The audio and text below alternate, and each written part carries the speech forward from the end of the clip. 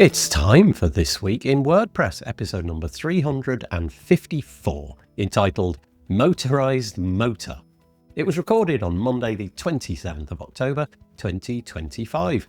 My name's Nathan Wrigley, and today I'm going to be joined by Tim Nash, also by Stacy L. Carson, and by Mark Wilkinson. It's a WordPress podcast, so we do spend quite a bit of time talking about WordPress, but we also get diverted into various different avenues as well. So we talk about various bits that Tim has brought, all about security in the WordPress space. We talk about how newsletters never really went away, or at least they're back. Stacy tells us that now is the best time to get back on the bandwagon of newsletters. And then Mark digs into a piece from Katie Keith from Barn2, all about whether or not it's a good idea to have a lifetime deal for your WordPress product. Stacy definitely thinks that it is.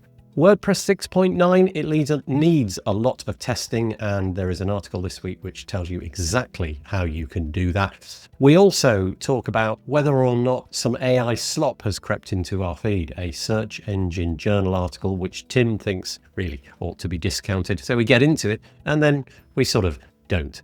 And then we spend quite a large amount of time getting into various different pieces all about AI and how it's affecting WordPress. Matt Medeiros did a piece all about how AI can be used inside this new Atlas browser from ChatGPT to help you create pages and watch it happening in front of your eyes.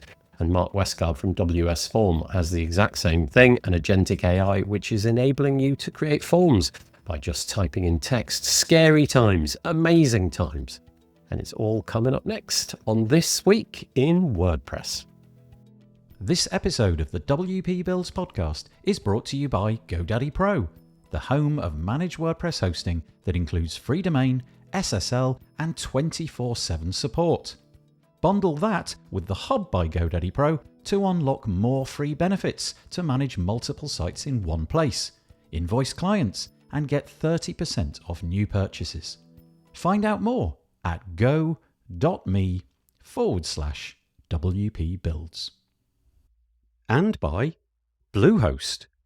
Redefine your web hosting experience with Bluehost Cloud. Managed WordPress hosting that comes with lightning-fast websites, 100% network uptime, and 24/7 priority support. With Bluehost Cloud, the possibilities are out of this world. Experience it today at bluehost.com/cloud. And by Omnisend. Do you sell your stuff online? Then meet Omnisend. Yes, that Omnisend. The email and SMS tool that helps you make $73 for every dollar spent. The one that's so good, it's almost boring. Hate the excitement of roller coaster sales? Prefer a steady line going up? Try Omnisend today at omnisend.com. Every week it kills me, and I never do anything about it. That music is so bad. 2 minutes of sheer hell is what you could describe that as. But anyway, there we go. It is WP Builds This Week in WordPress. We're on episode number 354, which is rather a lot. And hopefully we'll keep going into the future. But for now, we have our Halloween episode. Now, I have a confession to make. Usually, Michelle Frechette joins us, and she makes a real effort.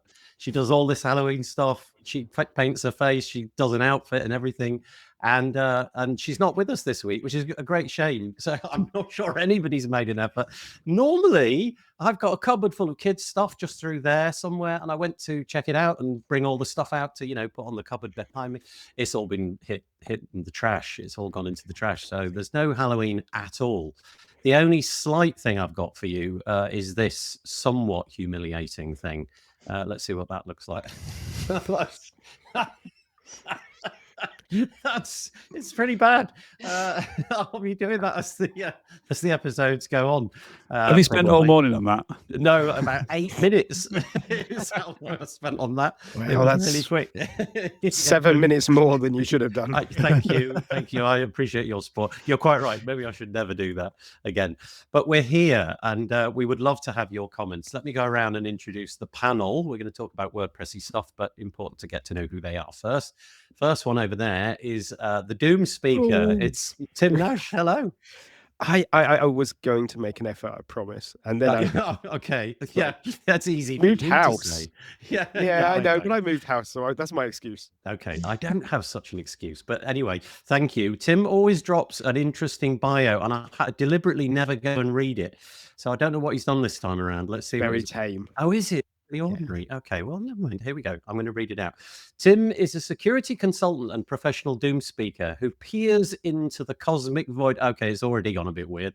The cosmic void, so you don't have to. When tentacled nightmares rise from the abyss to brute force your login page, he simply sits and deploys best practices. By day, he shares his arcane knowledge at timnash.co.uk. By night, he battles eldritch PHP misconfigurations. Did I say that right? Is that you did, yeah. This Thursday at WPLDN, he will reveal how to keep your site safe when ancient horrors attempt to guess your password, one unspeakable character at a time. That wasn't that tame. That was pretty good. Can I ask? Do you help? Do you get help with the AI for that? Yeah, we've been having ChatGPT based bios for the last 6 months or so. Okay. Yeah. I think I peaked at getting you to do something in the style of Alan Parsons, and we've sort of like Alan Partridge. No, Edgar Allan Poe. Oh, who was and Quoth the Raven, which was that's right. Yeah. covered by Alan Parsons, the Alan Parsons project. So, well, I'm glad that was my peak. I'm glad that you kept it simple for me this week. That was nice and neat. I didn't have to read it out like a pirate or a witch or anything like that. So that was really nice. Thank you. You don't take stage direction very well, I'm afraid. I'm sorry. What can I say? Blame my mother. Okay, we're also joined by Stacy L. Carson. This is the first time on the show, so it's very nice to have you. Hello, Stacy. Hello. Stacy L. Carson brings over 15 years of experience in affiliate marketing and strategic partnerships. She began her career as an entrepreneur in 2005, running her own e-commerce business, which gave her a strong foundation in online business and affiliate strategy. A long-time WordPress user since 2000, now serves as director of global and affiliate influencer marketing at Automatic, overseeing programs for WordPress.com, WooCommerce Marketplace, Pressable, and Jetpack. Crikey, you've got quite a broad panoply of things going on there, haven't you? I've been everywhere.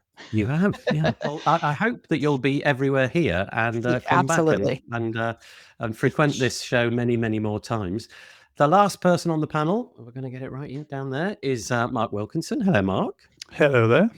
Nice to have you with us. I've met Mark in the real world a few times, a couple of times, I think, at WPLDN, but we've never been on this show. So we've got 50% of the panel are novices and 50% are, I don't know what to describe us like, Tim, but on novice, grumpy old man. Okay, we'll go with that. Yeah, nice. But Mark is a WordPress developer and business owner at High Rise Digital. He's the author of Job Relay, a WordPress SaaS product for recruitment companies. In addition to this, he helps build WordPress job boards using his RecPress.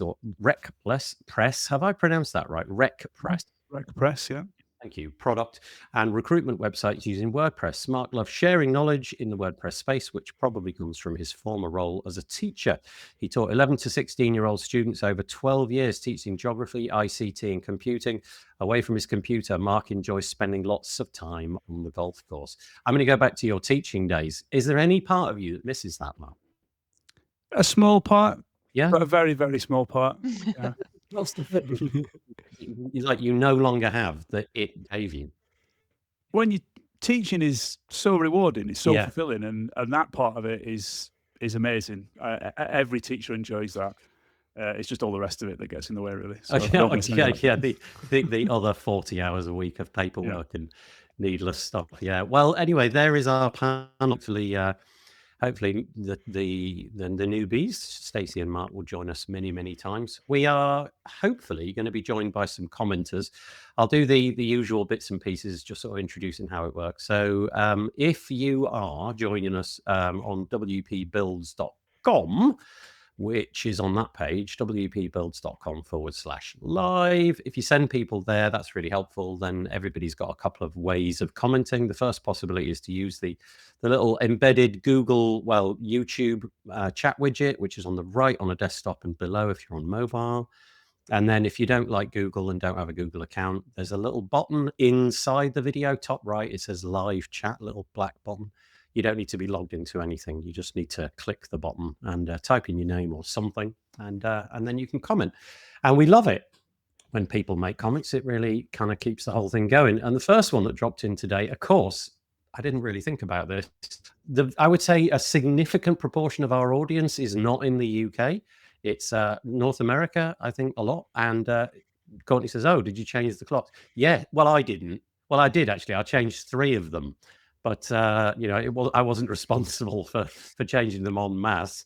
I don't even know why we do it anymore, in all honesty. Apparently, it was all to do with farmers going to church and things like that back in the day.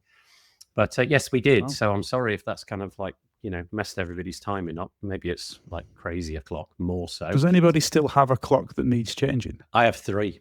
I think we had 1. That was it. Yeah. And it's easy to. Oh, the car sometimes needs doing as the well. car. I forgot about the car. Yeah. Can't. And it's never easy to find out. It's buried in a menu, in a menu, in a menu, in a menu, in a menu, and then you've got to kind of do a million, and then See, the oven technically needs changing, but I just accept that in summer I need to add 1 hour and it's involved. Because that's easier than changing it. Yeah, exactly. That's great. I have a smart bed. I'm going to tell you all about it later. And it needed changing. I needed to update the bed. I don't have a smart bed. I do not have a smart bed. Tammy Lister joining us. Yes, the clock's changed, but we have tea. That's nice. We're also joined by Jonathan Overall, WP plugins from A to Z. Z. He's Canadian. Good morning from a very wet coast, Canada. Indeed. We change next week. Tea, I need more. Okay, so for a whole week, we're completely out of sync. Do we go further apart or do we get close together? I don't. Closer. Close? Oh, that's good. Yeah. Oh, that makes life a little bit easier, I suppose, if you're, European and North American businesses. Great. Marcus Burnett joining us. Good morning, beautiful people. So happy to see Stacy on the show. Oh, that's nice. There you go. Obviously, Mark and Stacy know one another. Patricia saying hello. Hello. And then Tammy's joining us a few more times. Always the oven and the car clocks. It's always the oven and the car clocks. Yeah. Hopefully not both at the same time. And also the heating. Had to change the underfloor heating. Okay. I have one of those Nest thermostats, so I'm assuming it did it all correctly without me having to think. I'm not entirely sure. And better here. 7 a.m. early start, 6 a.m. really early. Yeah, so it's a little bit better. That's good. Okay. There we go. Please keep the comments coming, especially if you've got any commentary about clocks. It turns out that's going to be the thing during the course of this week. Right, let's get on with it. This is us. This is our website, wpbuilds.com. Let's get rid of that little nag. If you like what we do and you want to keep in touch, stick your email address into that there box and then click that there button. And we'll send you 2 emails a week. One of them all about clocks and the other one about electric beds that you can plug into the internet. No, we won't. We'll send you things about WordPress, I promise, when we produce bits of content. For example, we just launched an episode with Matt Cromwell. I don't know if you know Matt, but he's one of the people in one of the podcasts, which is going to be mentioned in a moment. He and I had a conversation this week, and it was called Preparing WordPress Products for a Changing Demographic and AI Revolution. You can't escape it, can you? AI is absolutely everywhere, and Matt Cromwell is trying to align his products and the WordPress community so that people are ready for the onslaught of expectations from the younger people growing up who will only be able to do things through the prism of an AI. So go and have a check out of that. The other thing to mention is that we've got a Black Friday page. We do this every year. And if you want to bookmark it, it's wpbuilds.com/black. I think there's about 122 deals on there that have been sent in to me so far, something like that. And there's no affiliate links or anything like that. But if you want to sort of search and filter, you just, click this little button and you can filter down on various different bits and pieces. So it's a good spot to just keep coming back to. If you fancy being pride of place, we've got some sponsored spots at the top. And you can see Mark Westgard from WS Form has taken care of one of those. If you fancy doing that, then click the little Get Started button and we'll get you sorted out. We get a lot of hits on that each and every year. And that's it for the promotional bit. I suppose this is slightly promotional. Ooh, reject. WPLDN. is the reject was for the cookie, not for WPLDN more generally. WPLDN is, I guess, a London meetup for the WordPress community. And it's happening this Thursday, 30th of October, so pretty close to Halloween. Both Tim and Mark have been speakers there in the past. This time around, though, Tim's joining us. He always does Halloween. And if you want to join us, you can click Get Your Tickets here. Takes you to meetup.com, which is where all the WordPress meetups are kind of traditionally held. And tickets are free, 6 o'clock start, on the door, 6:30. Well, 6 on the door, 6:30 to start. And we've got Tim, and then we've got instead of having a second speaker, which is what we normally do, we've got a sort of more networking time and AI open topic. So we're going to crowbar some AI into that as well. So come and join us if you're in the London area, or not. You could live in Yorkshire, for example, and go there every month. Yeah, me and Nathan travel for nearly 3 hours to go to an event. Yeah. What's your excuse, dear listener? For those of you in North America, you get a pass. It's fine. You're not required to get on an hour. However, mainland Europe, that's totally within reach. Yeah, the channel, Okay, that's it. That's the piece that I'm going to promote. So each week we ask the guests if they wish to drop in some stories that they thought were interesting. There might be WordPress, there might not. And so we're going to do a couple from Tim first up. And obviously it being Tim's stuff, I'm going to get him to describe it. What's this one? JLR. Firstly, I don't know what that acronym means. Hack is the costliest cyber attack in UK history, say analysts. And I bet you do know what that means when I tell you that's Jaguar Land Rover. I did know that, yeah. Oh, what happened? Well, if you have pretty much under a rock, I think, because it's one of these stories that the BBC and other media, they pick up cybersecurity stories and they sort of run with it for like a day and then it disappears. And you think, oh, that's that. It's all over. Everything's back to normal. But Jaguar Land Rover have had a rather costly time getting their systems back after a cyber attack. Oh, okay. Now, it got to the point where they were like, yeah, we're having problems. And it was about the same time as Marks and Spencer's, which are another big brand in the UK, but they're a shopping brand. Also, we're saying, oh, we're having problems. And Marks and Spencer recovered in a couple of weeks. This has rolled on and on and on. The government had to get involved because Jaguar Land Rover have contracts and bits. Their supply chains were being affected. Money wasn't transferring across. It cascaded really quickly. And there was a independent research group guessing the cost. And I think if you scroll down, it says, I think it's 1.9 billion. Ooh.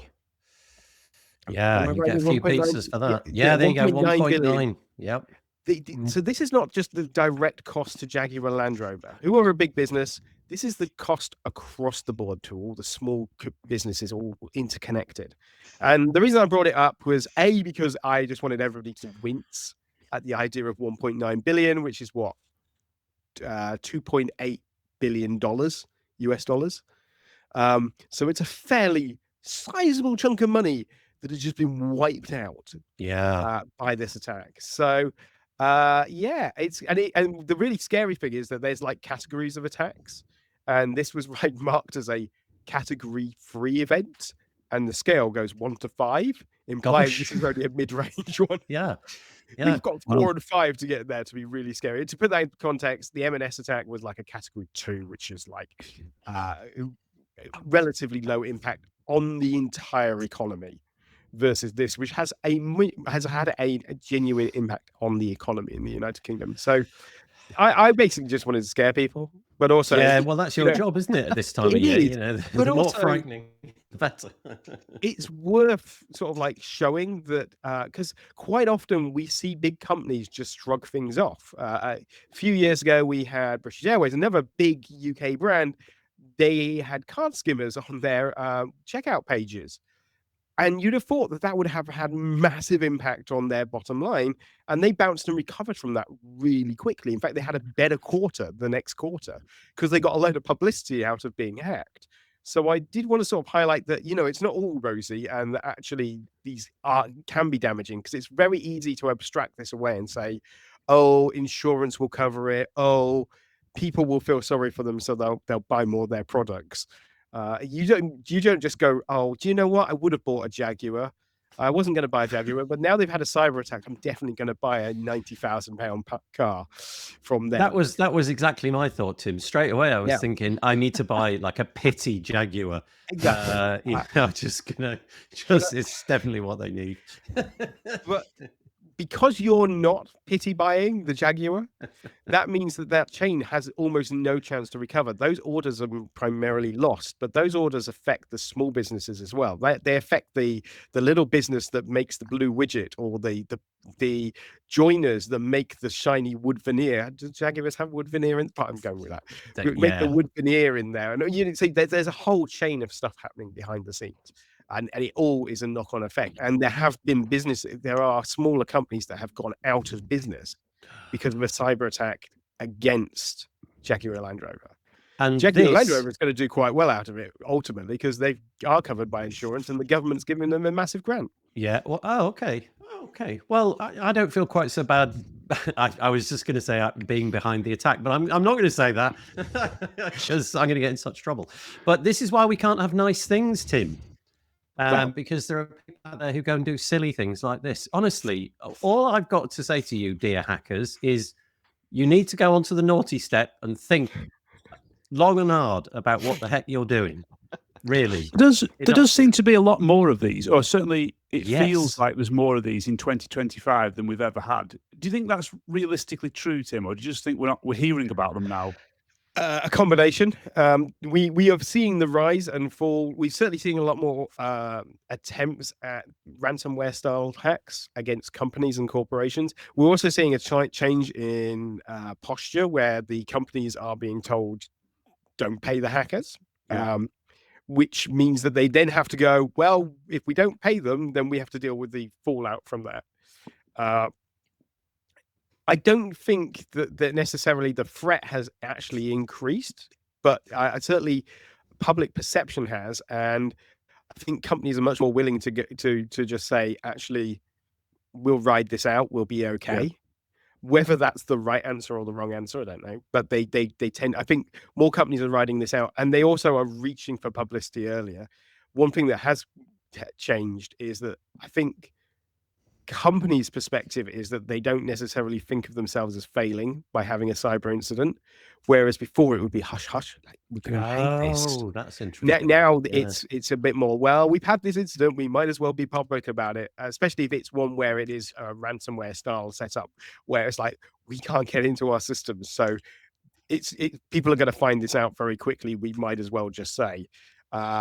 It's at the same time we're seeing certain industries have had a drop in data breaches being reported, which implies almost the exact opposite, where because it's unlikely that there have been less people having data breaches. It's more likely they're just not reporting it, which is its own set of problems. So a mixed bag. Okay. Let's move on from that one, shall we? Should we go on to the next one quickly, Tim? The next one is this. It's another security-related one, because that's Tim's shtick. This is on Malwarebytes Labs website, malwarebytes.com. Under the engineering hood, why Malwarebytes chose WordPress as its CMS. So it's security blended with a bit of WordPress. Sounds like good news. So yeah, I mean, this is, I was going to say, it's not really a security story, other than who is using WordPress behind the scenes. Malwarebytes is a very popular security blog. It's a very popular set of security software. And honestly, the story is basically why they chose WordPress, the setup, but they do put quite a lot of emphasis into the security aspects and about some of the things that they've done and the way that they've changed things to make it more secure on WordPress. But actually, I really did like the fact that they went through basically outlining why they thought this was a good choices. It's ironic that in a couple of cases I went, that's not quite what I would have put there. And so whether or not they're going to be changing their mind in 2 years' time, we'll see. The Joomla story. On the whole, it's a good news piece, and it's a well thought out piece, and it really, shows that if you take the time to look at WordPress and not just immediately poo-poo it, you can find good things, and you can actually go, okay, there is that good reasons to still use WordPress. I think as an industry, we've got and as a WordPress community, we're like, oh, we're on the decline. People aren't coming to us anymore. Oh no, we must look at shiny thing over there. Oh no, we must react immediately. And this is a good example of like, actually, if we do the right things and stay the course, people will come to us, because people do recognize that going for the shiny is not always the right answer. And that's what this article is. Did you just make a React-based joke? No. Oh, it would have been so good. Sorry. We need to react immediately, is what you said. I thought that was very good. Yeah. Okay, so there we go. As always, I will put the links in the show notes. So there's 2 pieces from Tim, and then we're going to move on to a few bits and pieces that Mark has sent in our direction. This one very much in the the WordPress space. It's over at WP Product Talk. I mentioned Matt Cromwell earlier. Matt does a podcast with I think is it just who is it, like a whole crowd of people, or is it just?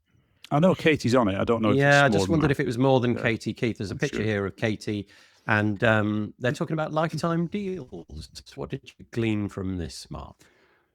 So essentially, lifetime deals is something you see in the WordPress plugin space. So I think Katie says in this article that Barn2, who she's the owner of Barn2, and they build plugins for, I think it's like WooCommerce mainly, but other things. Yeah. And they offer some of their plugins. I was just looking this morning, not all of them, but some of them, they offer a lifetime pricing package at 4 times the cost of an annual package. So if you want to buy it once and never pay for it again, you'll pay 4 times the cost. And essentially, this article was saying that she was worried. She thought that this wasn't a problem, and this confirms it as they've gone through and done all the data, that essentially they make more money from that than they do from selling the cheaper ones, if that makes sense. Now, as a product owner myself, I would be I've always been on the side of offering lifetime deals, like a one-off cost that people pay. But essentially, as he's saying, those customers use less support and they need less hand-holding than the customers that buy it on an annual basis, and therefore it actually makes them more money. I think that's the crux of the article, which I thought was really interesting. It feels wrong to me, does lifetime licenses, but I guess if financially it makes sense, then why wouldn't you do it, I suppose, is the thing. I suppose with the lifetime deal thing, like the 4x kind of is a really credible place to put it, isn't it? Because, if your churn rate is, I don't know, let's say 2.5 years or 2 years or something like that, then you're doing really well if you get 4 years out of it. But I think a lot of people, when they think about lifetime deals, they think about that AppSumo model where it's like, bargain basement, $49 forever and a day. That is a different animal, I think, to this, where I think you get the when a product first starts, don't you? And you get these offers that's like to try and fund it and initially get it started. This is different to that. This is actually the business model of how they price their products, or certainly some of them. Just got me thinking about our products. Would it work for our products? And got me thinking, why as a consumer would you want to pay 4 times as much for something, apart from the fact you're never going to pay for it again? But 4 years seems a long time to think I'm still going to need this product in my tech stack with how things progress and change. So I am an absolute sucker for that psychology, though. I am genuinely, all you have to say to me is lifetime deal, and I will inspect that deal much more closely than if I didn't. I will dwell on the page and get into the detail of the product, because I don't know what it is that is this value over time. And you're right, there's a few things in the WordPress space that I've stuck to for more than 4 years, but the vast majority is like a couple of years. They have their moment, they do a thing, then somebody supersedes it, does a better thing, so you go and get that one. But I can tell you, Mark, from the point of view of just looking at all the products that you've got available, if you've got a lifetime deal, I will look harder at it, which is kind of curious and a bit a bit weird. It's Yeah, not sensible. I guess there's a counter argument that the sort of person who's going to take that 4-year deal is already your customer champion. So they're already fully engaged and locked into your product. And basically you're now reducing the ability to maximize that appeal to them. You're not going to be able to, because they're going to be, anybody who's going to buy that for 4 years is planning to be here for 4 years. So you've just lost that connection with them, whereas you could have been potentially increasing your pricing over those 4-year periods. So it feels like you're basically going, I'm going to want to, unless you're offering that deal to the person because you want to do something else, maybe to make them into influencers down the line or whatever, that might make sense. But otherwise, you're basically just capitalizing on somebody who would have paid you more in the first place.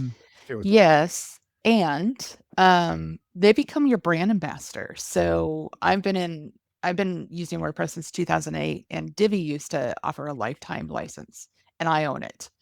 I will never leave Divi just because there's no additional cost. And I tell people about Divi about it. Like, I am the brand ambassador for Divi. Here I am talking to you guys about Divi, and that's the whole thing. And coming from the old world where plugins had one cost, moving to a SaaS model, that was a huge culture shock when I started using Shopify for a while, because Shopify is you pay the SaaS model, and it's never ending, and those costs build up over time. And you think about it, if you're looking at 15 different plugins for your store and you have to pay a SaaS model for each one of those, that's expensive. But whereas if you're just paying one price for the lifetime of it, you become very, very loyal to it, because it's supporting you, it's there, it's solid. You get what you need from it, and then you don't have to worry about it. So it's kind of interesting. You've also paid for it, so you right, will make the thing work. Yes, exactly. Katie's business model is to have a range of products that do a small amount of things well. So it's not like there's just this giant one thing. Right. So I suppose if she can get a few people on with this one thing on a lifetime deal, there's an opportunity later on to, I don't know, send them email or whatever to maybe try and persuade them to get the other products as well. Katie, I don't know, Mark, how well you sort of follow Katie's stuff, but Katie really runs the numbers. You know, she's very honest and forthcoming about her business and the data behind her. Like, it's amazing how honest she is. Yeah, definitely. If you're not following her on Twitter, I recommend it. Yeah. She posts very open about the whole business and what they do and decisions they make and the things that go into making those decisions. It's and really the good one insight. thing that almost nobody is willing to divulge, she tells you her numbers. Yeah.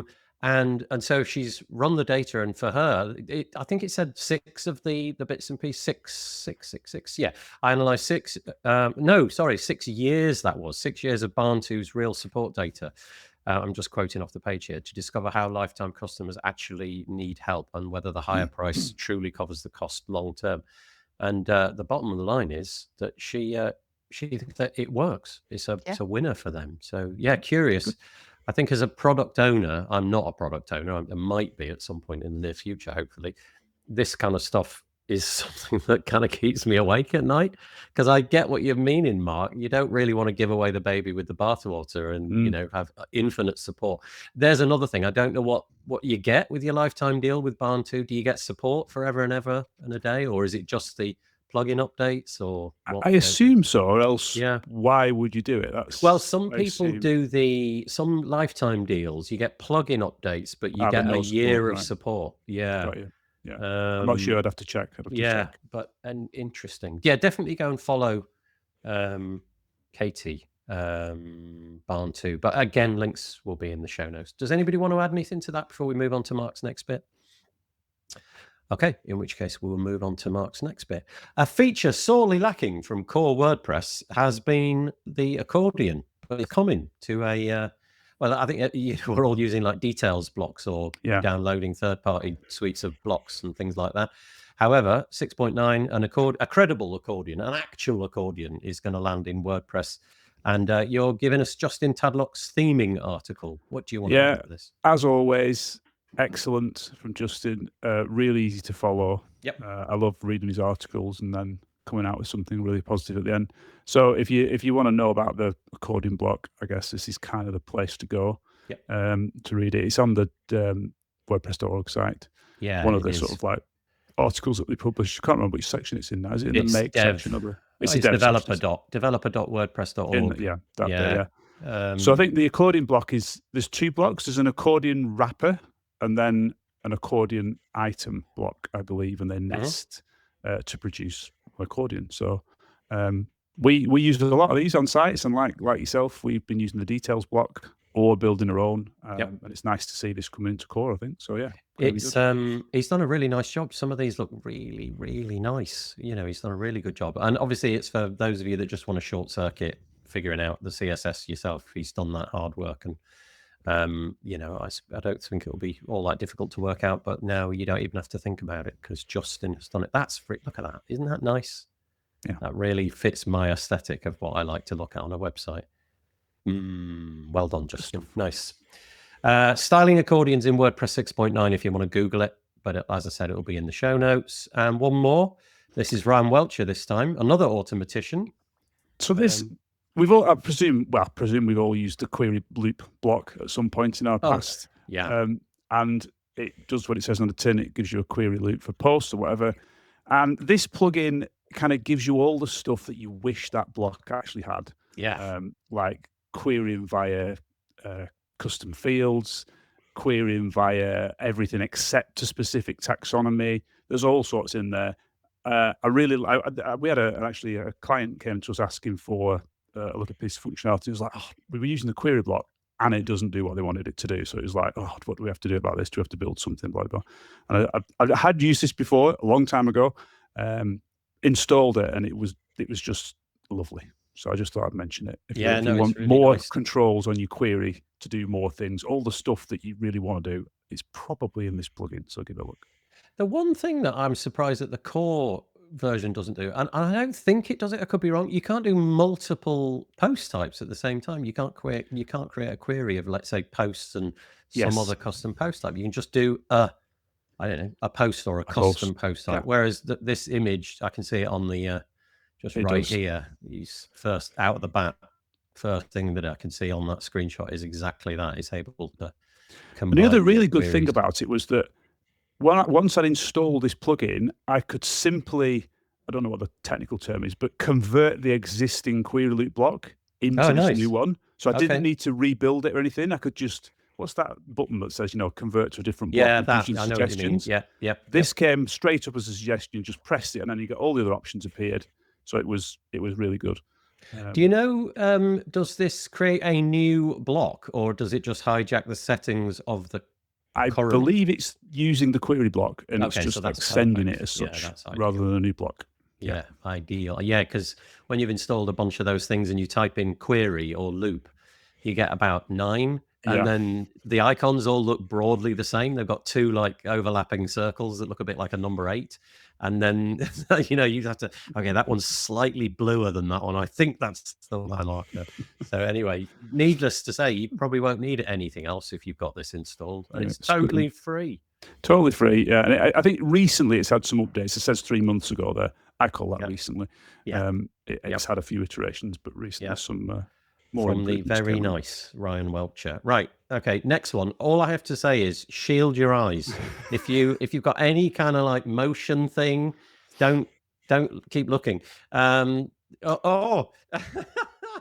just full on. Look at it. Why are we looking at this, Mark? Well, it was simply something I came across. I'm a big Formula One fan. I was watching it last night. I don't know how it ended up.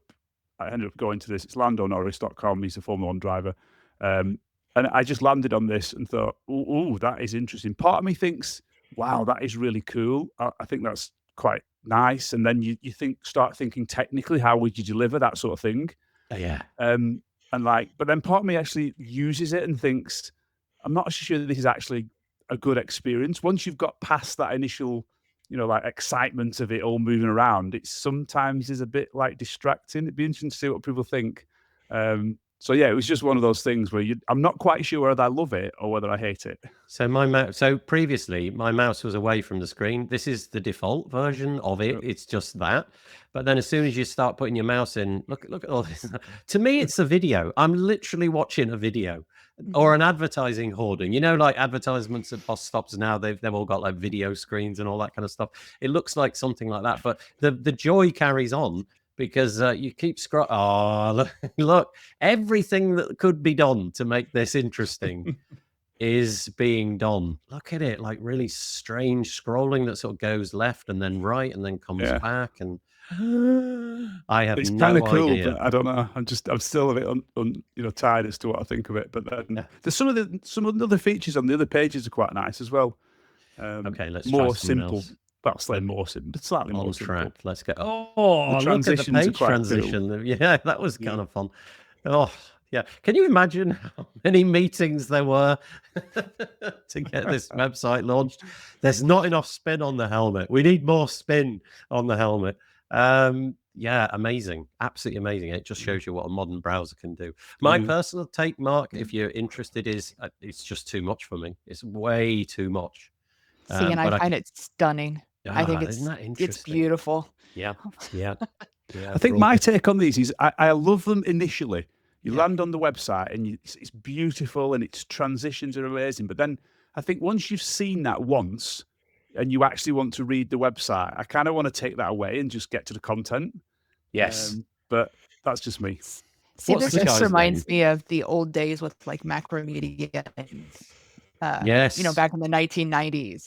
Back when everybody was starting to experiment with all the different things that you could do on a browser, and it's just there's a bit of nostalgia, I guess. So I'm looking at it on a phone as we speak, and it's having a time. Let's put it that way. The phone is everything is jittering and not managing to keep up.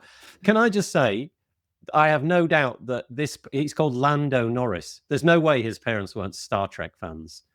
Who's called Lando? Apart from, do you mean Star Wars? That's what I meant. Oh, I fluffed the line so badly. Oh, I feel terrible. Yes, I do mean Star Wars. Lando, what was his name? Calrissian or something. Yeah.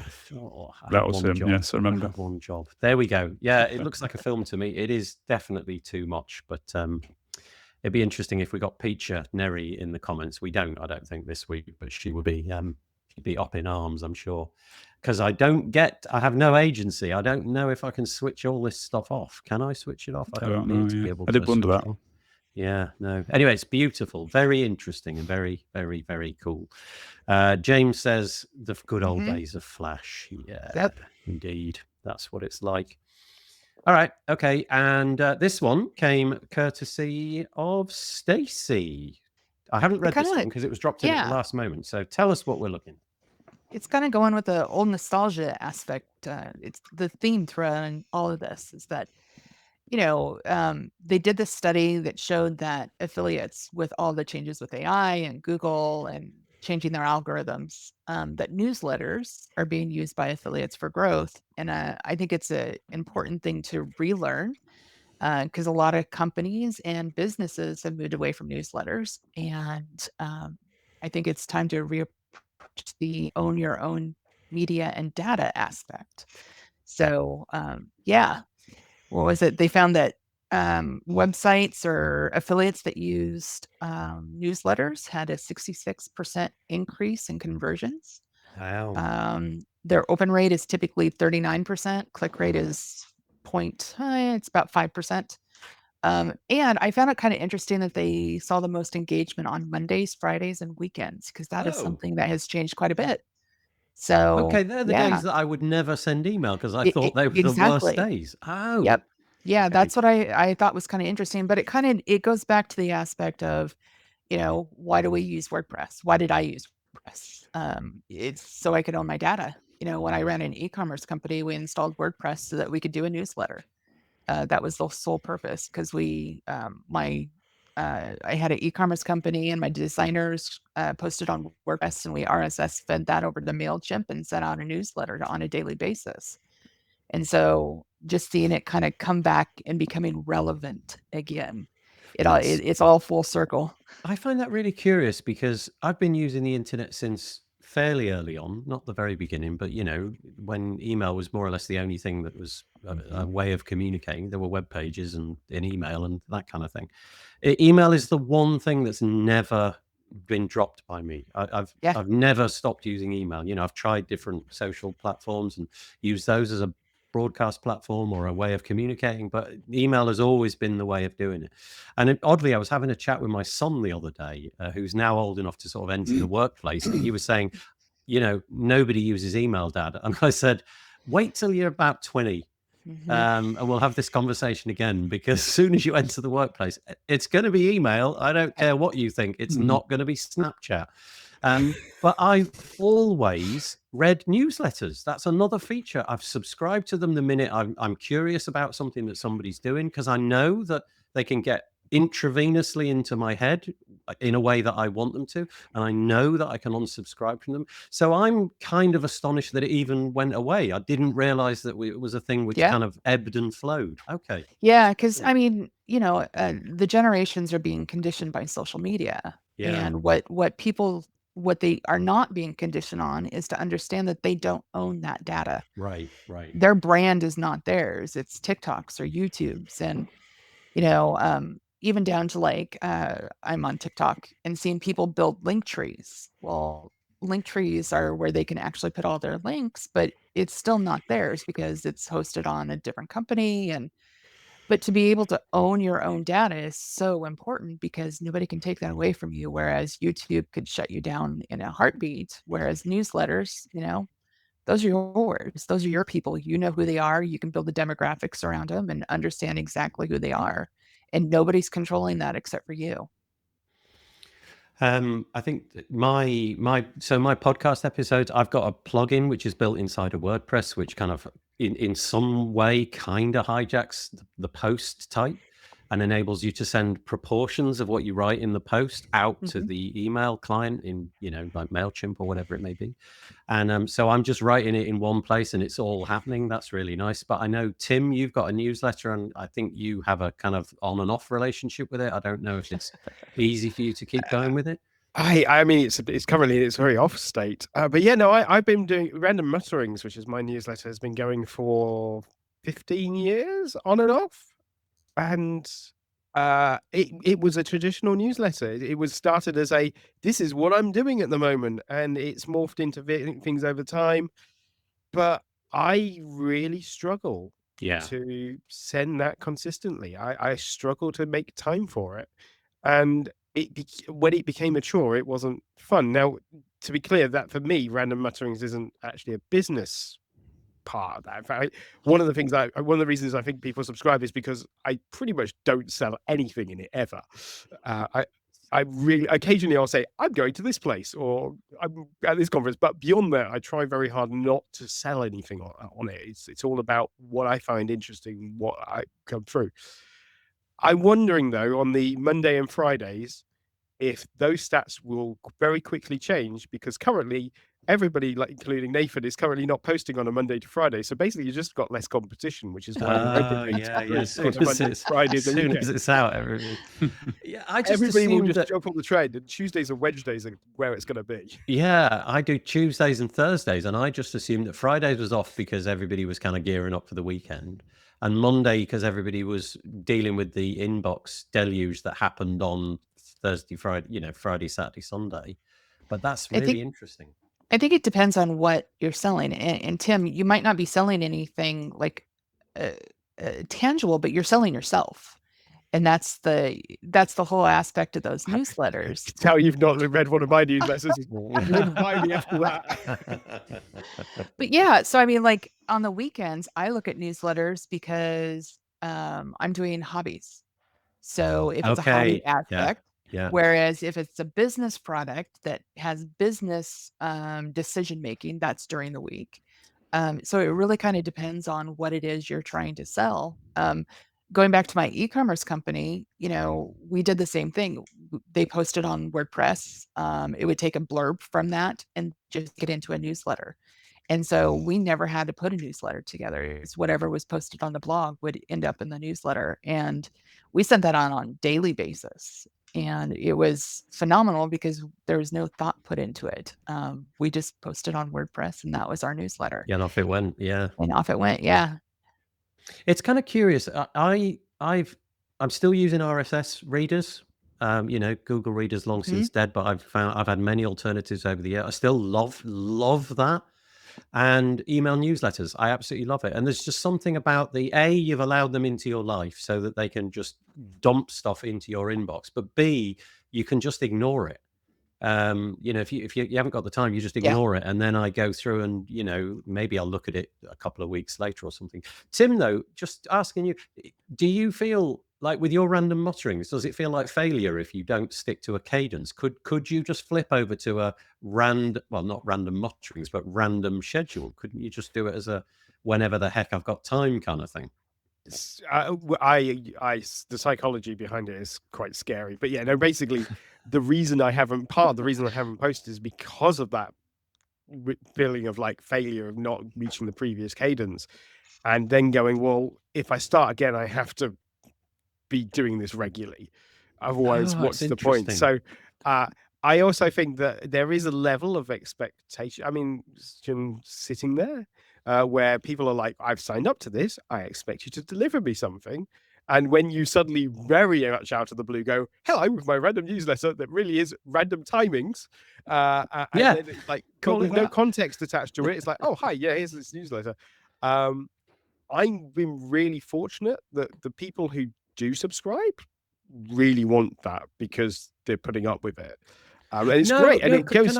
Can I just disagree with you there? I think they've subscribed, so you already know they want your stuff. Yeah. I think you don't need to apologize to them. I don't think, because they've already confirmed, like, I like Tim Nash, I want his stuff, and they'll be happy to get it whenever the heck you decide to drop it. That's my take. And I mean, anyway, the name is random. I mean, random doesn't have a cadence to it.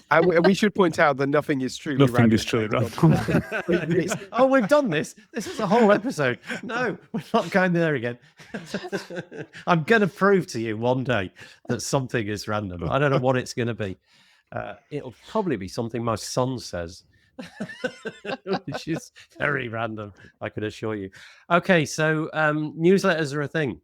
It turns out, and there's loads of solutions in WordPress. If you fancy getting yourself on, WordPress.com, Jetpack, does all that kind of stuff. I'm using a thing called Newsletter Glue. What else is there? Mail Poet. There's all sorts of different ways you can do it. Or what do you use? You use Button Down or something, don't you, Tim? Yeah, I use Button Down, though I'm moving away from it. This is one of the things I've noticed about you, is the platform is half the fun. You're just not fiddling with the platform. I do, because I'm a tinkerer at heart. That's what I like, and that's a part of the problem. Is that it's like the reason I chose Button Down was for all the reasons that I suspect Stacy would hate Button Down. I have no tracking capabilities. I don't know how many people open the newsletter. I don't know how many people clicked on the newsletter.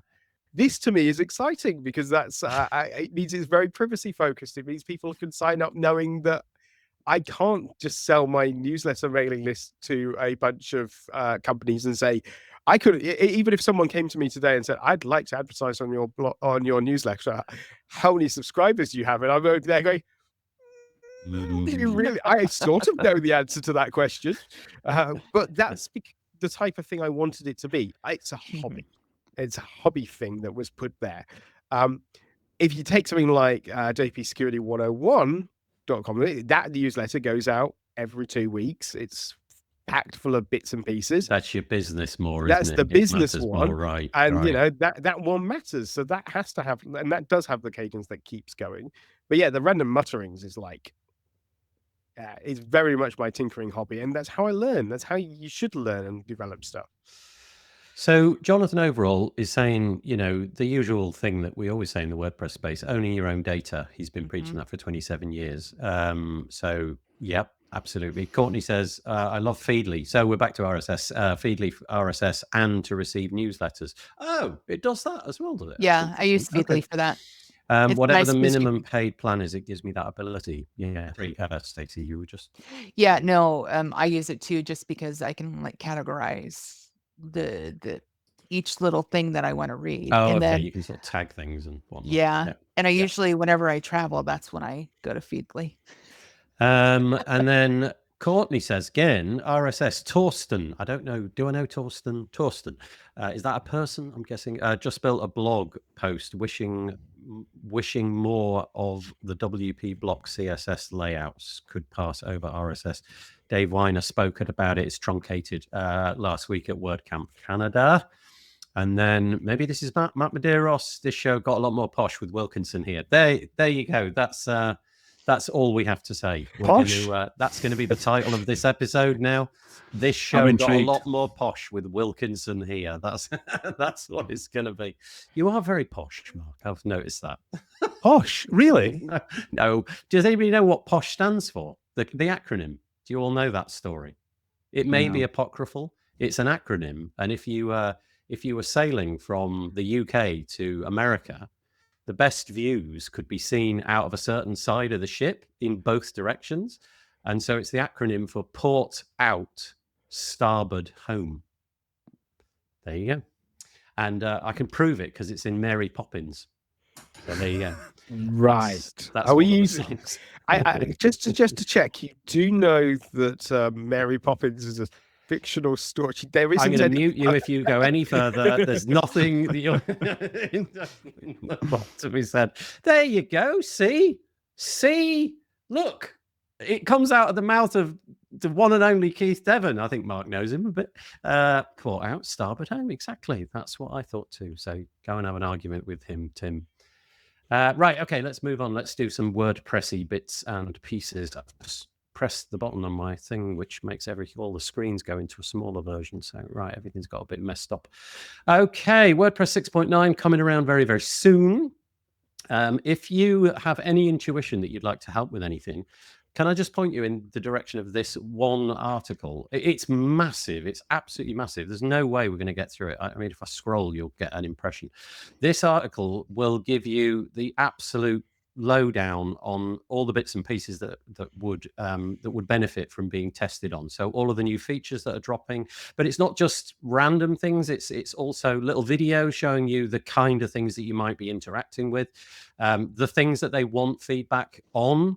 And so it's a very, very thorough piece. So firstly, hat tip to Krupa Nanda for writing such a long piece. It's due to ship December the 2nd, 2025. So not that far away. And you can see from the table of contents here exactly what might need looking at. So it's things like, I don't know, ability to hide blocks. There's a key testing checklist, border radius. There's some developer stuff to look at. Social links are getting an update. There's all the new blocks, the accordion block, the math block, the paragraph and heading, blah, blah, blah, blah, blah, and on it goes. If you fancy helping the project out, this is a great place to make your endeavors known in the next 4 or 5 weeks. Anybody got anything to add to that? I suspect not. I was going to say, just to say that you can still do bug reports independently from this. This is like a big guide for things that they would like testing and help with. Yep. It's okay to just download the beta tester plugin and play with it in your own use cases and just flag things that are issues. You do not have to join the full-on testing team experience to help provide feedback, because feedback, regardless of how it comes, is super important. Thank you. Where do you provide feedback, just out of interest? Well, if you're brave enough to be on track. There's the core test Slack channel is one place that you could join. That's probably the most useful, I would have thought. Well, but that's where they'll give you. That's where, if you're joining in with the scrubbing and the testing that they're asking for, if you're picking up issues and bugs and things, if you think it's just a general issue, then there is space on the WordPress forums. And if you think it is a bug, then if you're brave, track. This is one of the problems that I think we suffer from in this community, is there's lots of different places where you can go to do lots and lots of different things, and there's not one like canonical satisfies every kind of thing. So that can be very confusing. There's a multitude of different places, all that have utility, but all that have utility in slightly different ways. I think you were nodding there, Tim. I don't know if you agree. I was just thinking that it's very organic. We've developed these things. Yep. You know, if we were building if the project was being built today, Track wouldn't exist, but Track exists and is the canonical-ish place that things are going to. But then you've got we want to be as flexible and as friendly as possible to people so that you can get your issues reported in the easiest way possible. And so if you open up more channels, then you've got the problem, well, now we have to manage all those channels independently, and we've got to still bring them all back. So you're never going to win, basically. If you have too much communication lines, then things get lost. And if you have one communication tool like Track, people are just going to go and not be able to make their way through it. Yeah. So Tammy's saying what I think we've just reprised, reporting bugs on Track, GitHub, and Core Test, and she says it's more. There are options. Yes, indeed. Okay, thank you. Anyway, the reason I was bringing this article to bear here, though, was just the range of things that you might not realize it would be useful to cast an eyeball over. Obviously, there's a bunch of suggestions here for things that you might want to do. You know, it may be that you've got no complaints and you've got nothing that you've ever seen that might need looking at. So here's some ideas, basically. So we can find bugs, don't we worry. Indeed. Okay, so quickly moving on. This is a little bit of a self-promotion. I did a podcast episode this week with a lovely chap from the Pew Research Foundation called Seth Rubenstein. And I don't know anything about the Pew Research Foundation, but it turns out if you live in the US, they're like this, I want to say kind of almost philanthropic. I don't think it's got a political affiliation, let me put it that way. They amassed huge amounts of publicly available data and then digest it and make it available for people to sort of draw conclusions about the state of this and the state of that. Massive amounts of data. And Seth Rubenstein is a WordPresser and also works with them trying to make that data presentable to millions of people who want to consume it in the US. And so he was talking to me about what he was calling block composability, which was not something that I really understood, but it was the idea of kind of combining different things and some of the new features that are going to come in WordPress in the very near future, if they haven't dropped already, and some of the capabilities that are going to be possible. Tim and I talked about it a little bit last week. Block bits, which whether or not it will happen, I even put it in brackets, still very much in development. Things like the block bindings API and interactivity API. It's hard for me to sum up. Seth does it better, but it's the idea of wrangling data and presenting things in charts and all sorts of other ways excites you, then go and check that episode out. Number 190 on the Tavern. Okay. Right. Shall we do this one? Does anybody have any interest? I'm just looking at the time. We've only got half an hour left. Do you think we want to do this one? Not, yeah, Tim-ish. Yeah, no-ish. Okay, let's do it quickly. So Search Engine Journal. I'm not sure what anybody makes of that, whether or not that's a good thing or not. I'm not so sure about whether I trust everything that they say, but they produced an article this week called WordPress versus Everyone, the top CMS for core web vitals. So, you know, they're into Google search results, search rankings, and the metrics that make your site successful in Google. And so they say why core web vitals matter, blah, blah, blah, blah. And then they go on to rank the CMS. You know where this is going. They go to rank the CMSs in order of kind of like a out-of-the-box version of the website and how well it does in Core Web Vitals. You know, make of that what you will. The number one CMS in terms of Core Web Vitals, according to Search Engine Journal, is Duda. Is that even how you say it? I'm a bit mindful of saying that incorrectly. Duda. In second place came Wix. Well done, they get the silver medal. Fighting for bronze was Squarespace. Everybody else is an also ran. Drupal came in fourth. Joomla came in fifth. And our beloved WordPress came in last out of 6. It came in as 6 out of 6. So at this point, Tim starts to get crossed. You know, my empty text file came in first, I'd like to point out, with 100%. So Anyway, the point being, I think a vanilla version of WordPress out the box has a fighting chance of doing really well. I see, as an example, I put a website out this week just for testing a few bits and pieces, and I ran it through Core Web Vitals. It was vanilla. It had a default 2025 theme in it. I put a bunch of blog posts on. I did some query loops, yada, yada, yada, really ordinary stuff. It was A across the board. There was no images, I'll say that. It was A across the board, super duper everything. It was done on Pressable, whatever that counts for, which is a hosting company if you didn't know. And so, it all worked out of the box. However, you get a big organization like Search Engine Journal writing something like this, and they say, there is also a perception that WordPress is faster than Wix, Duda, and Squarespace. The facts, of course, show that the opposite is true. WordPress is the slowest of content management systems in this comparison. And now, of course, we'll have the deep joy of AI consuming this lovely sentence and regurgitating it ad infinitum. You don't think that AI wrote that lovely stuff? Oh, now this is just, I mean, this is just an article written for you, Nathan, to clickbait you into it. We all, because you said it yourself. You've already been through this process. You installed WordPress with 2024 on. You did some fiddling around. It came out brilliantly. It did. Why would then magically theirs not come out brilliantly unless there was some fiddling? They probably didn't even run the test. Yeah, have that little faith. We can't even trust them on that level anymore. Okay. I just think, when we get to this sort of thing, it's like, this is just AI loop that's been put out to make you go and promote the Search Engine Journal because they're becoming vastly irrelevant because the AI is stealing all their search rankings. Oh, interesting. Okay. Yeah. I'm probably being a bit mean to them, but no. Well, I know he's real. I know this chap. Well, at least he was real, baby. Probably got sacked years ago. He's been replaced by a bot. But genuinely, it's, when somebody says, it's the reality is the complete opposite of what everybody else has been saying. Usually you have to question at least, how did you do this?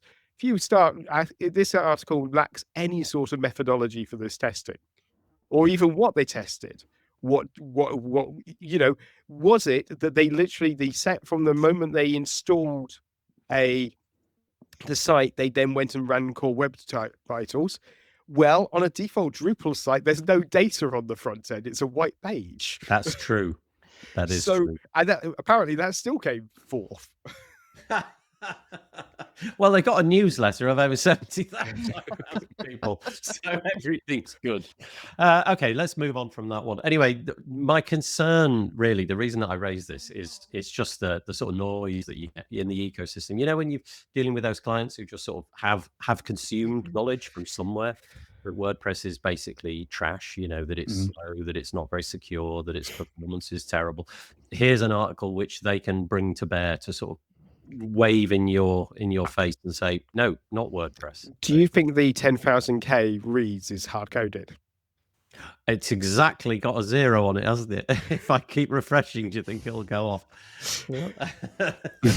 Don't know. Anyway, moving on Let's move on. Okay, let's move on. Right, let's keep it in the AI sort of space. In that case, we're going to run through about 4 different things in AI. Some of them that are very much to do with WordPress, some of them that are not specifically to do with WordPress, but there's kind of an AI thread running through the next 4 bits. So here's the first one, not particularly WordPressy, but here we go. The BBC, and again, you can trust them or not. They carried out a study, I believe in association with somebody else. I think there was some other organization involved in that. Asking basically, well, I'll read you the title of the post. Largest study of its kind shows AI assistants misrepresent news content 45% of the time, regardless of language or territory. Now, there is a methodology somewhere. I can't remember. I don't think it's on this page, but you can sort of read the way that they did this test. And the key findings are as follows. It won't come as a surprise, but maybe in the next 2 or 3 things, it's kind of interesting to have this in the back of your mind. 45% of all answers had at least one significant issue. 31% of responses showed serious sourcing problems. So this is about the news, right? You're asking about stuff that's happened recently in the news. 20% contain major accuracy issues. Gemini performed the worst, with 76% of responses were suspect. 76%. Comparison between the BBC's result earlier this year and this study show some improvements, but still high level of errors. Okay. The reason I'm painting that picture is, AI is a mixed bag. It definitely will help us in some regards, but there's always this creeping element of, is it going to be doing the right thing for us? Does anybody want to comment on that before I move I was into going to the say, now WordPress imagine stuff? if you wrote an article about, you got AI to write an article about comparing some CMS platforms, and you just gave it that as a concept in relation to the idea that it just spuriously generates content. Do you think they use Gemini for that search? Maybe we should just ask that. I'm just saying. Anyway, the point being, I think you'd be very wise not to 100% trust. If you ask an AI a question about something in the news, then you've got to have a little bit of something in the back of your head saying, can I really trust this? And et cetera, et cetera. So let's then map that forwards to the new fun trend in web design, which is using AI to do things like create websites and create content for websites and so on and so forth. And that brings us, actually, interestingly, so we had what I think was Matt Medeiros in the comments earlier, certainly a WP Minute, it looks like it was. This is a piece that Matt, so it's a video. It's slightly frustratingly, I think, for Matt created a video and I think had done a good job on it, and then discovered that Descript, which is the software that both he and I use to edit content, it just collapsed on him. So he had to reshoot it, which was a bit annoying. But the video is really short, and in it, he is using for the first time something which I have not used. I doubt I ever will. It's ChatGPT's Atlas browser. Now, if, like me, you're a bit of a Luddite and you don't want to go near any of this stuff, this is eye-poppingly interesting in that you chat to the browser. The browser has the chat built in, and then it does stuff on your website involving the cursor. So, for example, he might ask it to write a post about, I can't remember what he asked it to write about, but he asked it to do that thing, and you can see the cursor moving across the screen, and it lands on the page. The buttons that you need to press, it does that, and then it goes to the next thing, and it does that. It's pretty interesting. Is it perfect? No. But is it the future? I hope not. It's so slow. So slow. Like, what's the point? Almost. Like, I think the first thing was like deleting the 2 cover blocks. That was it. Yeah. And like, for me and you, it's just delete. And it took, I don't know if it was speeded up or not, but it took a long time. Yeah, we had these cover blocks here that he did. Okay, so that was my first thought as well, Mark, was like, imagine how slow that is. And then I thought to myself, is it that this is the slowest it'll ever be? And is it just slow because it's not yet really sure what it's doing? So there's some sort of confirmation steps going on in the background that are hidden from us as the users, but it's maybe just sort of checking, am I on the delete button? Are we sure I'm on the delete button? Blah, blah, blah, blah, blah. I don't know. But the speed was really obviously painful. But I did wonder, if in 6 months it's twice as fast, and then 6 months after that, it's twice as fast as that. At some point, you can imagine it would be quicker than you and I. And so the goal is less about watching it do the thing, though. So the real sort of like thing that they're aiming for is you to go, design me a pretty page on this, you hit go, and then go to the next tab. Right, book me my spa treatment. Click go, next tab. Go do this, next tab. So you've got multiple tabs all doing things independently of you. It's not designed with the concept of you sitting and babysitting it. Our only problem with that is, we go back to previous article, we probably want to sit and babysit the AI a little bit at the moment, because it's not very good at doing the things. So you've got the context. So that was why I put that first article up, just to sort of sow the seed of mistrust slightly. And then you get something like this, which I very much felt like you, Tim. The idea would be that you ask it to do something, then basically go and make a coffee, that analogy. Come back, has it done it? Yeah, okay, then I'll ask it another thing, and then go off and get another coffee. And before you know it, you've drank 19 coffees and you're... Once you start thinking of it in parallel, though, you can exactly. see this concept of when we were talking about AI being about enabling and providing this idea that, okay, well, as one person, I can now do 5 things at once because I've actually got 4 AI things doing. And all I have to do is suddenly master context switching, which obviously humans, we are incredibly capable of and don't ever have problems context switching at any point. No, you get a different browser that does the context switching for you. You have a whole different AI to manage that for you, and you just go and sit down and drink coffee. It's fine. It is, however, pretty amazing to see it in action. And so I've had a quick play with Atlas and was like, yeah. And the first thing he said was, "Do you want to log into your Gmail?" Like, no, I don't want you anywhere near my email. That seems crazy. But I'm willing to, set up a staging site and let you play with it in the WordPress. But would I put this on a live site? No. Yet weirdly, go on, Stacy. The thing is, I don't think this was made for you guys. You guys know how to code. I think this is made for my dad, who's never built a WordPress site before in his life. And for him, putting together a website for him, and it doesn't matter how fast or slow, would be mind-blowing for him because he can't design a website. And so I think that's kind of the whole premise behind it, is giving people who don't know how to use WordPress or build a site the ability to do just that. I was like, basically, if you could speed this video up and you could ignore the fact that the mouse moved slowly and it did everything slowly, the bit with AI that constantly amazes me is how it can do any of it at all. And in this case, it didn't just do it. I mean, watching the video, it mostly did everything that was asked with a very, very small text prompt that and not being unselfish to Matt, I don't think the intention was to write a really detailed, long prompt. It was, 15 words in a human readable sentence, click return and see what happens. And it did exactly what he was asking it to. I think even to sort of like not capitalizing the page title that he asked it to create, because he didn't bother to capitalize it in the question itself. I am amazed by it and terrified in equal measure. And Tim, you're right.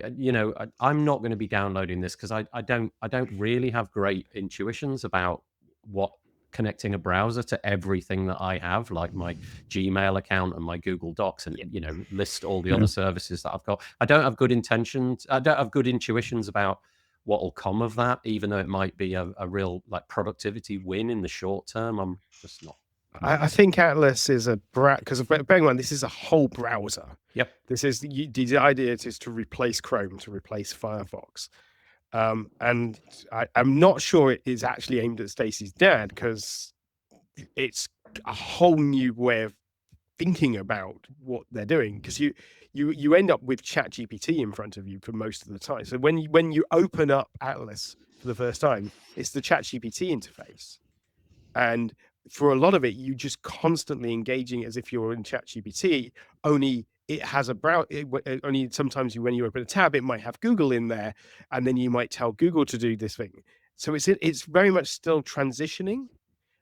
Atlas in 5 years' time will be a humongously empowering thing, I suspect, for somebody with minimal learning curve.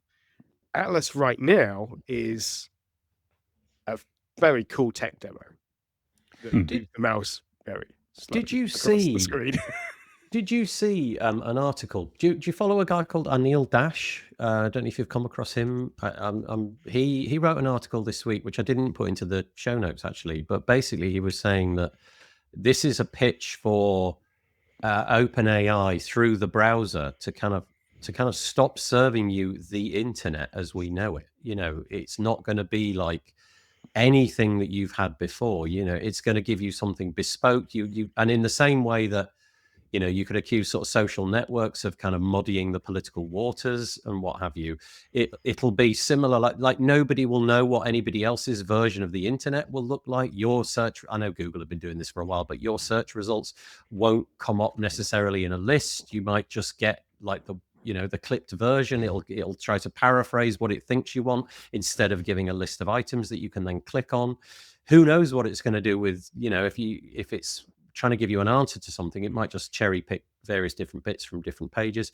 Anyway, it was a really interesting piece, and it didn't sit well with me. It made me kind of feel like, okay, if OpenAI's intention is to modify the internet so that what the viewer looks at through this interface of theirs is different from what I have designed on my WordPress website, I don't buy into that. I hope they don't go down that route, but time will tell.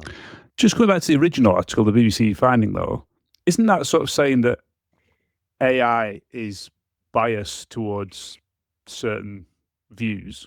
It's not representing the truth. Couldn't you argue that the media is already like that anyway? Is the argument about bias or just what they call hallucinations? It's just like in the absence of knowledge, it just puts a fact or it puts a sentence in front of you as if it were fact. Yes, but it hallucinates significantly more, particularly in political things. There is a bias within it. Specific to certain AIs, the bias, obviously, there is quite a lot that shifts to the right in political spectrum, and therefore it will hallucinate more towards the right because it's more biased that way by default. So you could end up in a position, but it's getting that bias. It didn't generate that bias because it went, I am going to be a right-wing AI. It's getting that bias because the context and the things it's getting are there in the first place, which is coming from the media.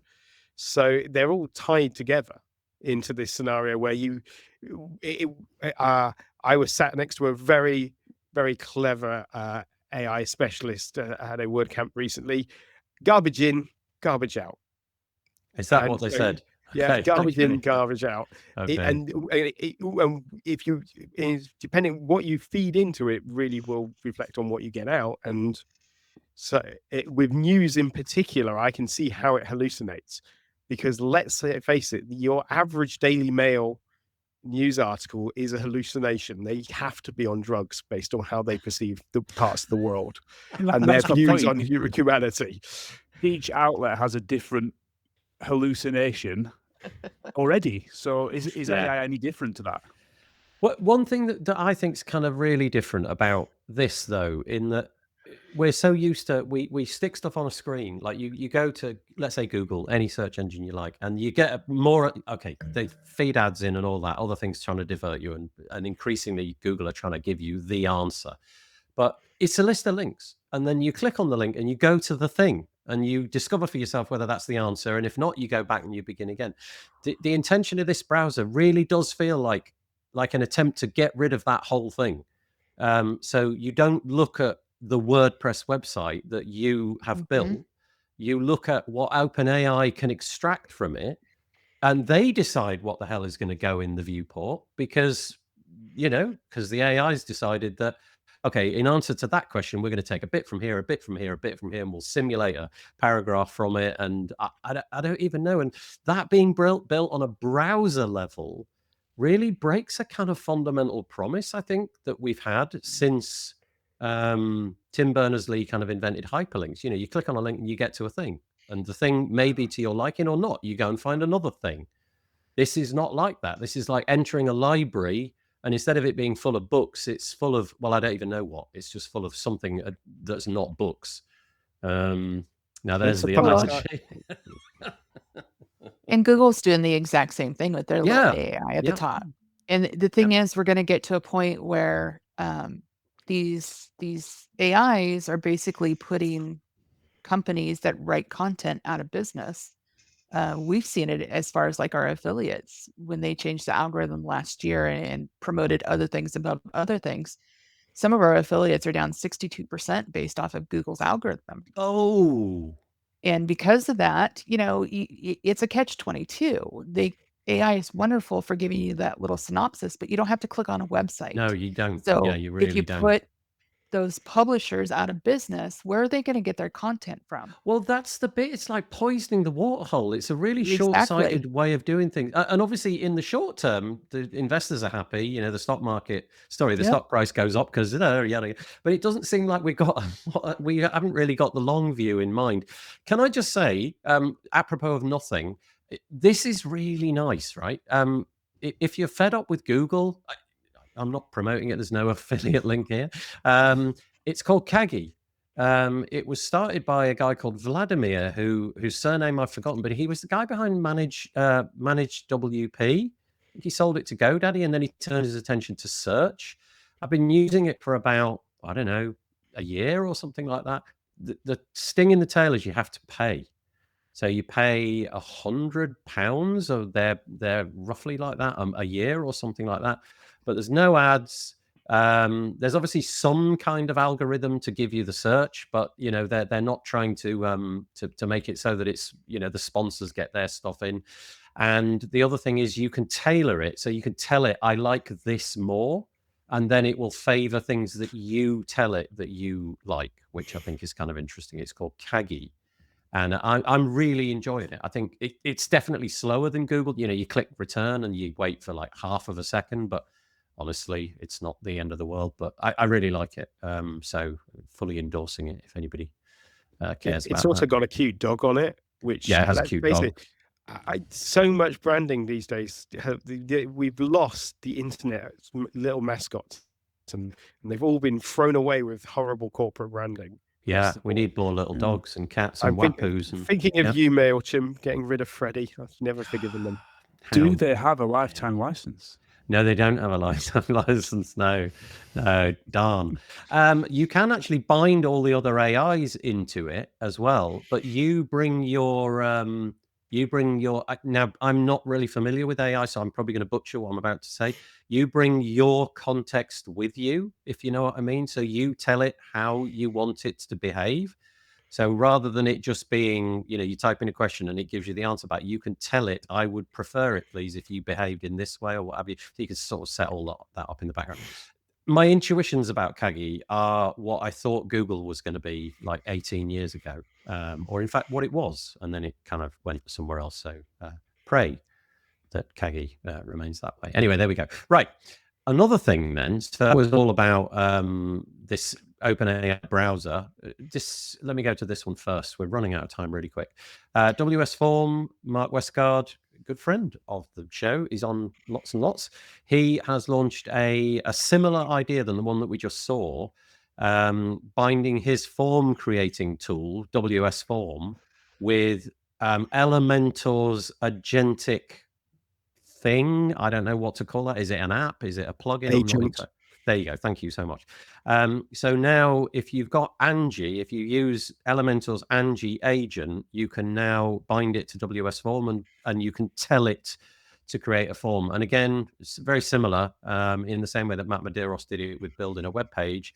There's a video, there it is. It's about 7.5 minutes, something like that, in which Mark chats with the agent and gets it to build a form. And it's pretty cool. It's pretty cool. I guess the guardrails are much more in place when you're building a form because, input in, input out, it's much more constrained, isn't it? If it doesn't give you the field that you wanted, you can see straight away, I didn't ask for that.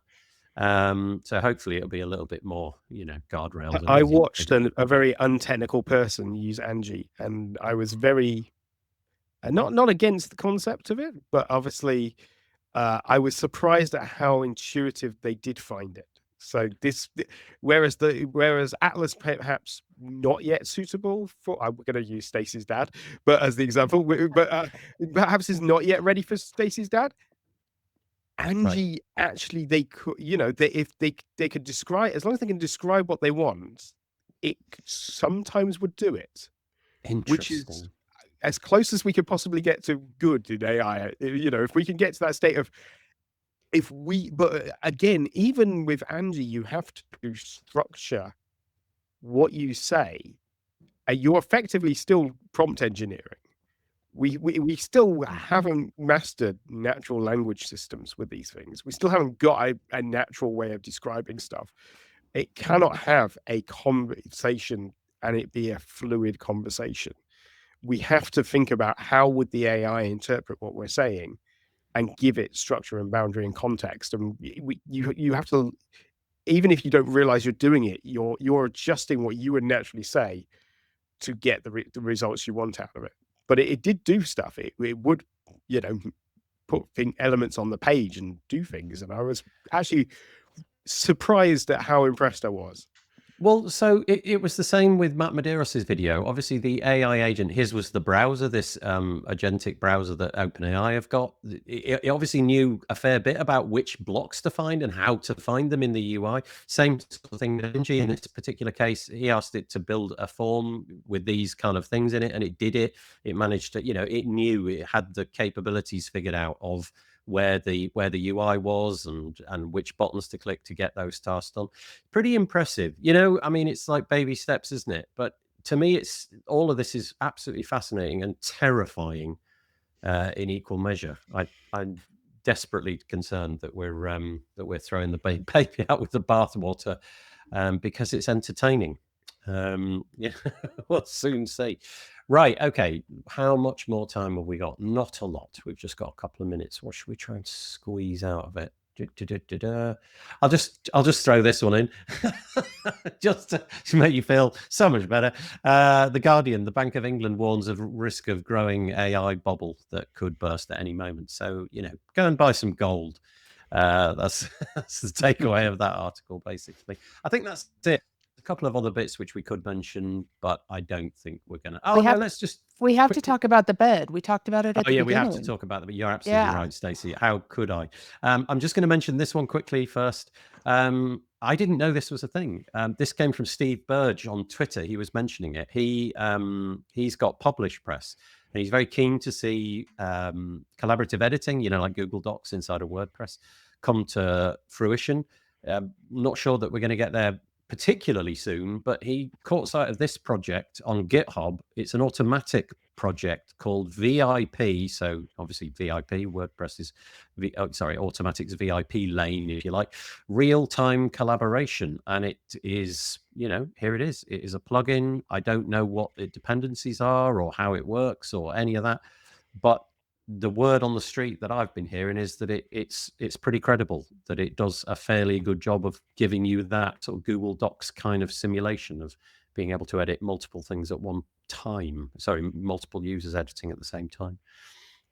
Tim, anything on that quickly? I knew you had something previously. Just that it uses WebSockets behind the scenes. That's quite cool. Yeah. Okay. All right. So then we get to this one very quickly. We'll do animal pictures, because why not? The Guardian have got the 25 best animal pictures from this year, and they're just so cool. So look at that. If all of life was like that, we could all relax. It's a picture of a squirrel jumping through the air. What we now have to tell Nathan is which one of those was AI generated, and can you find none of them? These are all real. They're not fake. They've got the raw data out of the camera. I'm telling you, they're all real. It better be real. Damn it. Okay, and the very last one that we're going to do is what we mentioned. I have no words for this. AWS, there was a crash last week, or I don't know, 10 days ago, or whenever it was now. Which no, it caused was literally last week. Was it last week? Filming. Yeah, it was last week. Oh, okay. Yeah, because we were filming and we were going to not be able to do This Week in WordPress. Oh, that's right. It was literally last week. You relied on AWS. Yeah, that's right. Go ahead. And what were you about to say? Yeah. Okay. So last week, exactly a week ago, AWS crashed and lots of things went down. So banking in the UK, some banks, the government websites, and a whole variety of things just failed to work in the desired way, and it was including WP builds This Week in WordPress, including WP. No, we managed to pull it off. We only because AWS came back, but loads and loads and loads of unexpected little things that stopped working. And the most extraordinarily weird one that I could find was a bed. How does a bed stop working? Well, somebody has invented a bed which you plug into. How weird isn't that? I mean, what? Who needs this? And it costs $2,000. And actually, Tim's got a very good reason for why, but I wanted to make fun of it for ages. $2,000, and it allows you to, with an app, you can preheat the bed. That's quite nice, I suppose. But then again, just walk in and turn a dial. It's not that hard. And then it'll also fold away. And so apparently a lot of these beds, they couldn't be unfolded. There was no unfold mechanism apart from the app. So this incredibly expensive bed, unless you were prepared to climb into the fold, it was completely unusable. But not only that, the thermostat set itself to high, so they were like red hot toasty, like burning things. And so it begs the question: who needs an interconnected? Maybe it serves you right for buying one in the first place. Yeah. Too much money, more money than sense. But Tim, you made a good point. Your point was, yeah. So, okay, so the internet-enabled part of it, I'm fully on board with everybody else on the panel. It's like, why is this? But there is something that's part of me that's like, a preheating bed sounds nice, and I'm like, that's what electric blankets are for, and they never go wrong. But as for why it got stuck upright and why that one, and having a motorized motor, because we were like, joking before the show and saying, oh, why do you even need one? It's like, well, let's say that you are in a wheelchair and you need to move around your apartment. Your bed is a big bulky thing that gets in the way. You want to be able to move that so you can move your wheelchair freely around. You're not exactly going to be able to get out, lift it, put it up, and use force. So the motorized aspects of it make sense. That that you might want a bed that will fold up makes sense. All of a sudden, you can start to see why, now make that into an app. That would be really useful. Then I don't need to go near the bed now. I don't need to lean down to find the buttons, because now it could be a remote. It should be a remote. Should be a remote. I can totally see how we got to a smart bed in a practical way. So I'm afraid I've been a big downer on this, taking the mickey out of it. No. I think it's good. I was having great fun at the bed's expense. However, what I think they've missed a trick. There's not quite enough AI in this bed, in all honesty. I think they really need to drive the AI forward. I don't know what that means, but imagine if you lying in that bed and it's slowly warming your butt up to tell you it's time to get out of bed. I'm sold. I'm sold straight away. That's all I needed to hear. $4,000 I'll pay for that bed. Gosh. And what a strange world we live in. Okay, that is truly it. We have run out of time. I'm sorry we kept it too long. That article made my eyes water because I thought that was so funny. Stupid bed. Not a stupid bed. If you're the owner of that company, that was great. Stupid bed for what you wanted. Okay, so hopefully, if you're in the UK, we'll see you at WPLDN on Thursday. Please come down. Tim's going to be there chatting to us. It'll be really nice. And Thursday, 6:00 in London Bridge. That'd be really nice if you feel that you can make it. If not, what the heck? There we go. Right, that's all we've got time for. Sorry, both Mark and Stacy, you probably don't know this. We have this slightly humiliating thing that we do at the end of the show. It's not that bad, but we always put our hands up. Everybody puts their hands up like that. And then I just capture that. Look, like that. There we go. That's it. We've done it. We've done the humiliating thing. And I will make that the album art. I think we're going to call this episode after what Tim just said. I don't know if you noticed it, Tim. You just called it a motorized motor, which I'm desperate to see what one of those is. I'd love that. And it's in that bed, apparently. To a motor. Yeah, exactly. Yeah. Right. So that's it. We'll see you next week. Hopefully you'll have a good week and take it easy. Bye. Cheers. Thanks so much. Bye.